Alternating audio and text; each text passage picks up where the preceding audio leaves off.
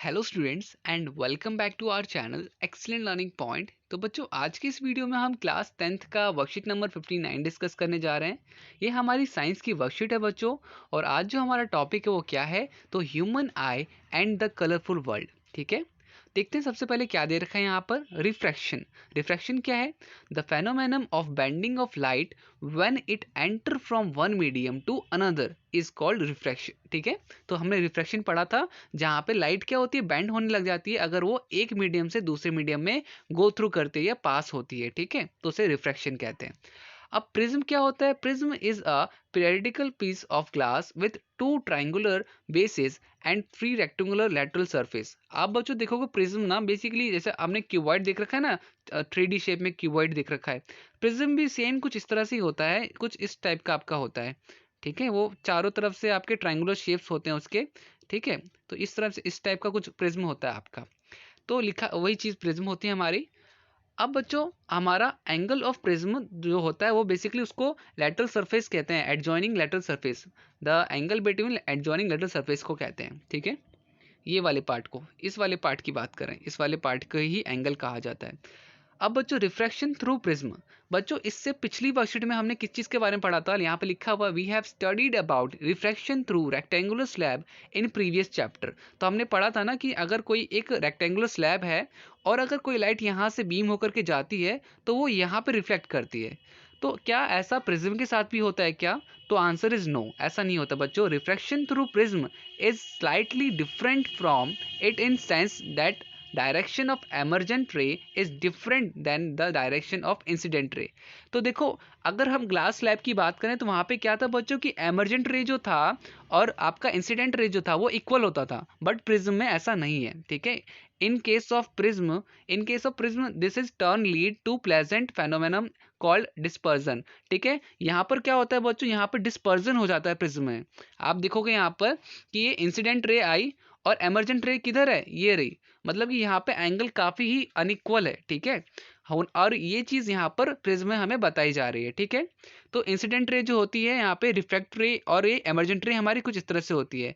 और angle of deviation हमारा ये होता है। यहाँ पे बच्चों जो हमारी लाइटें आती है ना, वो एक लाइट से 7 तरह के अलग अलग कलर निकलते हैं। डिस्पर्जन उसे ही कहते हैं। देखो डिस्पर्जन क्या होता है, अब जरा हम डिस्पर्जन पढ़ लेते हैं। डिस्पर्जन होता क्या है, ये जो चीज़ यहाँ पे लिखी हुई है, डिस्पर्जन क्या होता है, तो जरा वो देख लेते हैं।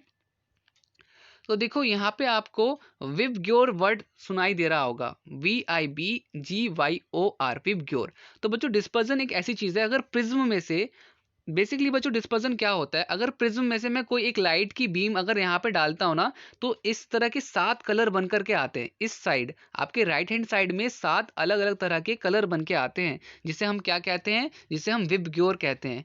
बच्चों विबग्योर में सारे के सारे आपके कलर के नेम है। ठीक है, violet, indigo, blue, green, yellow, orange और रेड। तो ये चीज ध्यान रखना, विबग्योर।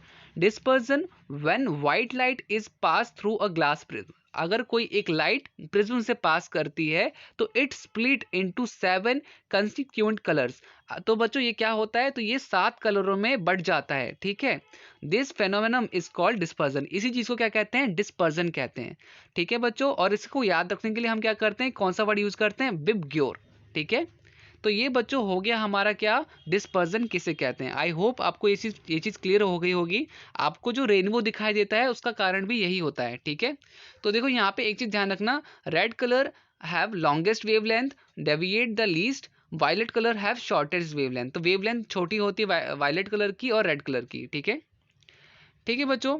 अब इसी तरह से बच्चों जो पानी की बूंदें होती है ना, और जो हमें रेनबो दिखाई देता है, बेसिकली उसका भी कारण यही होता है कि जब हल्की हल्की बारिश हो रही हो और धूप भी निकल रहा हो, तो वो जो बूंदे होती है बच्चों, देखो बूंदे क्या होती है, हमारी बूंदे हम ये सोचते हैं इस शेप की होगी, बट जब वो नीचे फोर्सली गिर रही होती है ना, तो वो प्रिज्म का शेप ले लेती है, वो प्रिज्म की शेप ले लेती है, जिस वजह से जब उसमें आपकी क्या कहते हैं, ये देख रहे हो ये रेक्टेंगुलर शेप जो बन रहा है, तो जब ये बूंदे गिरती है ना गोल गोल, तो ये प्रिज्म की शेप लेने लग जाती है, जिस वजह से जब उसमें जो सनलाइट पड़ती है तो वो धीरे धीरे क्या बनता है, तो उसमें से सनलाइट जब रिफ्लेक्ट करके पड़ती है तो रेनबो बनने लग जाता है। ठीक है, तो इस वजह से जब हम देखते हैं कभी कभार बारिश के टाइम में रेनबो जो निकलता है ना, उसका कारण भी यही है। तो लिखा हुआ rainbow is the natural spectrum that appear in sky it is cause by dispersion of sunlight by tiny water droplets. ठीक है, तो आपका डिस्पर्जन होता है किसमें, वो जो छोटी छोटी बूंदें होती हैं उनमें। ठीक है, present in the time of atmosphere,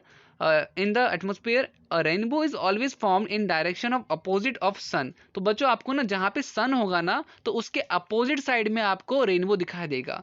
the water droplet act like small prism. तो जो वाटर ड्रॉपलेट होती हैं, वो जो पानी की बूंद होती है, वो प्रिज्म का शेप ले लेती है। ठीक है, और जहाँ पे आपका when sunlight enter a water droplet it get reflected.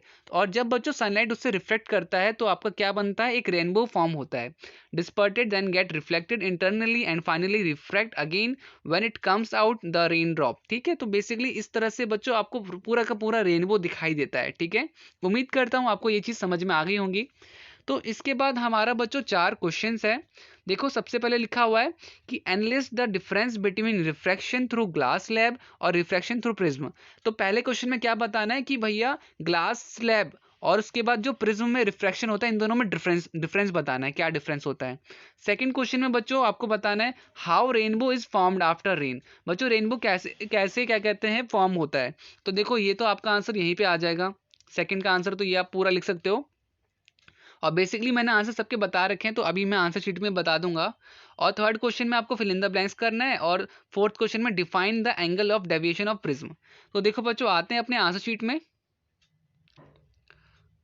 तो बच्चों देखो आपका पहला आंसर है रिफ्रैक्शन थ्रू ग्लास स्लैब। बच्चों ग्लास स्लैब में क्या होता है, ये हमने डिफरेंस लिखा हुआ है। ठीक है, तो रिफ्रैक्शन थ्रू ग्लास स्लैब में डायरेक्शन ऑफ इंसिडेंट रे एंड एमर्जेंट रे आर सेम। ठीक है, तो जो डायरेक्शन होता है रिफ्रैक्शन में वो क्या होता है, सेम होता है। Dispersion does not take place here. ठीक है, यहाँ पे डिस्पर्जन मतलब कि अगर मैं ग्लास स्लैब में यहाँ से लाइट की बीम डालता हूँ तो यहाँ कोई इंद्रधनुष सा बनते हुए नहीं आएगा। ठीक है, वो किस में बनता आता है, वो प्रिज्म में बनता आता है। ठीक है, तो अब refraction through prism, direction of emergent ray is different from incident ray. यहाँ पर क्या होता है बच्चों, जो एमर्जेंट रे होता है वो इंसिडेंट रे के बराबर नहीं होता, अनइक्वल होता है।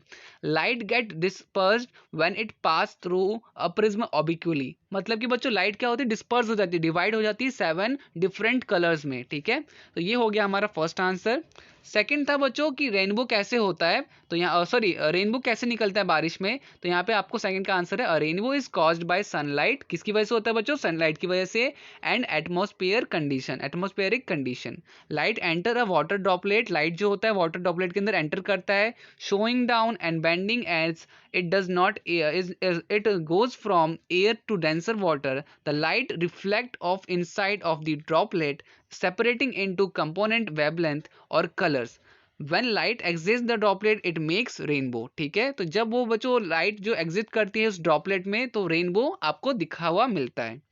इसके बाद बच्चों थर्ड हमारा क्या था, तो फिल इन द ब्लैंक्स था कि the colour red have dash wavelength, dash मतलब लॉन्गेस्ट। ठीक है, लॉन्गेस्ट आएगा इधर, while violet have the shortest wavelength. ठीक है, तो यहाँ पे लॉन्गेस्ट आएगा, यहाँ पे वेवलेंथ आएगा आपका। ठीक है, तो यहाँ पे फर्स्ट वाले में आपको वेवलेंथ लॉन्गेस्ट लिखना है और सेकंड वाले में वेवलेंथ लिखना है। ठीक है, इसके बाद बच्चों प्रिज्म का एंगल बताना था, तो in a prism the angle between incidence ray and emergent ray is called angle of deviation. ठीक है, ये हमने अभी वर्कशीट में देखा था।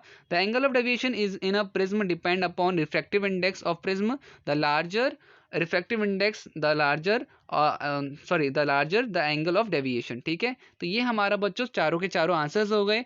उम्मीद करता हूँ सारी चीज़ें आपको समझ में आई होंगी। तो बच्चों अगर वीडियो अच्छी लगी तो प्लीज़ लाइक शेयर कमेंट जरूर कीजिएगा, और अगर आप चैनल पर नए हो तो चैनल सब्सक्राइब जरूर कीजिएगा। आज की वीडियो में इतना ही, बाकी मिलते हैं नेक्स्ट वीडियो में, तब तक के लिए bye bye and take care.